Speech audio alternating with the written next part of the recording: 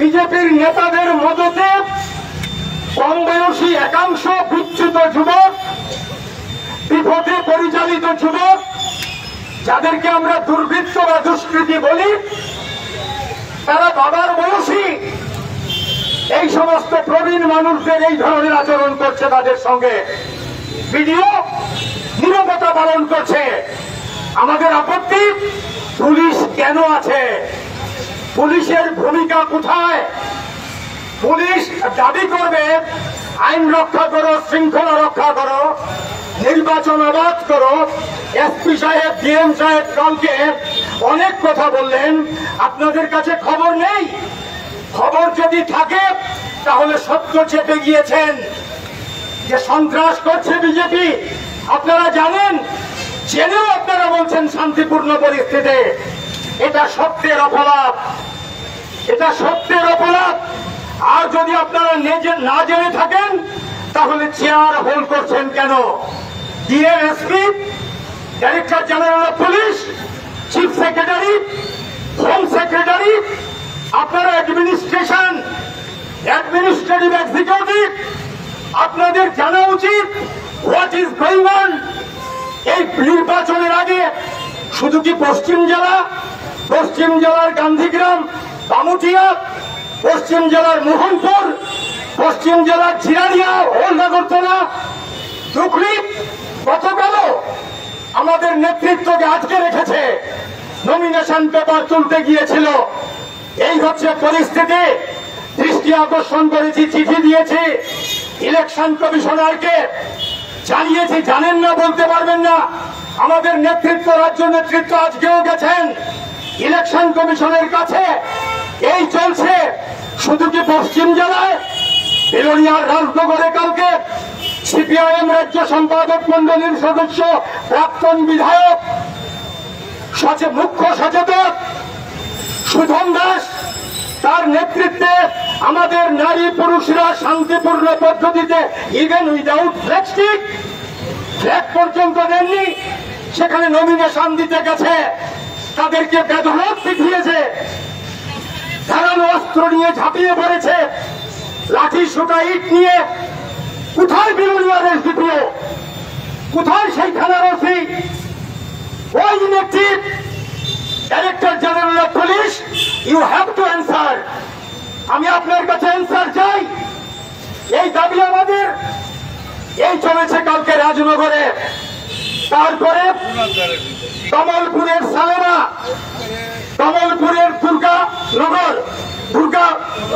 Durgachamani block, সেই জায়গার মধ্যে একইভাবে মারধর করেছে।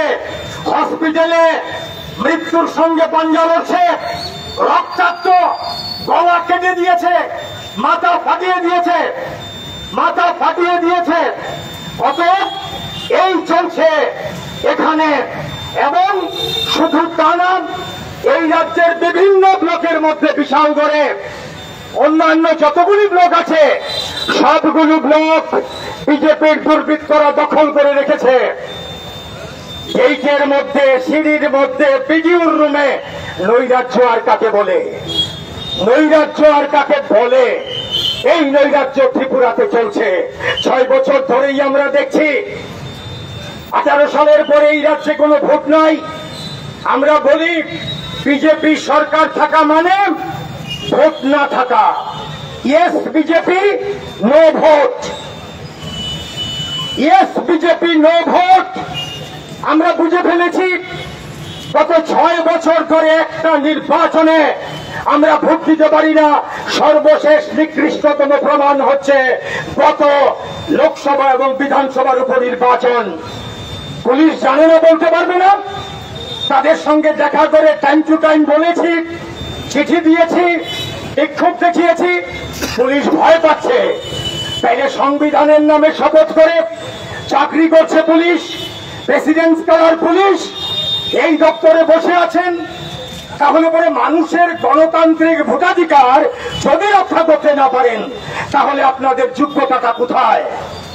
নিজেকে প্রশ্ন করুন, নিজেকে প্রশ্ন করুন যে আপনাদের যোগ্যতাটা কোথায়? যদি এই নির্বাচনকে সুষ্ঠু করার জন্য ন্যস্ত দায়িত্ব পালন করতে না পারেন। এই জায়গার মধ্যে আমরা আজকে বিক্ষোভ দেখিয়ে এটাই বলতে চাই যে অবিলম্বে এই সন্ত্রাস বন্ধ করতে হবে।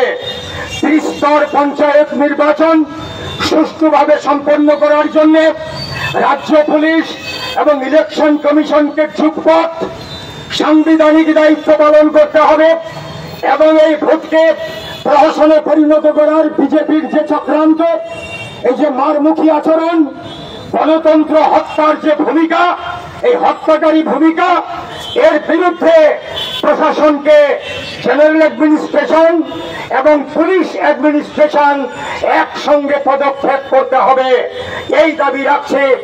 সঙ্গে সঙ্গে আমরা এটাও বলবো যে ইলেকশন কমিশন যদি, পুলিশ যদি নমিনেশন পেপার জমা দেওয়ার ব্যাপারটাই অবাধ করতে না পারেন, তাহলে ভোট করবেন কি করে? ভোট তো অনেক দূর, নির্বাচনী প্রচার হবে, সব দল নামবে, শুধু কি আমাদের মাঝে কংগ্রেস দলের লোকেরা মার খাচ্ছে?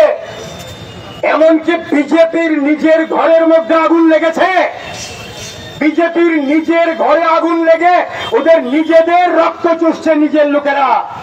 এই হচ্ছে পরিস্থিতি, এই অবস্থা সৃষ্টি করেছে এই রাজ্যের মধ্যে। কাজে অবিলম্বে এই পরিস্থিতিকে উত্তরণ ঘটানোর জন্য, এর থেকে গণতন্ত্র পুনরুদ্ধার করার জন্য পুলিশের যে দায়িত্ব, ভোটাধিকার মানুষকে ফিরিয়ে দেওয়া, ভোটকে সুষ্ঠু করা, শান্তিপূর্ণ করা, একেবারে মনোনয়নপত্র দাখিল থেকে শুরু করে ভোট গণনার পরবর্তী সময় পর্যন্ত গোটা দায়িত্ব পুলিশকে নিতে হবে। এই দাবি আমরা এখানে জানাতে এসেছি। আমাদের বিক্ষোভ চলছে, আমাদের বিক্ষোভ চলবে।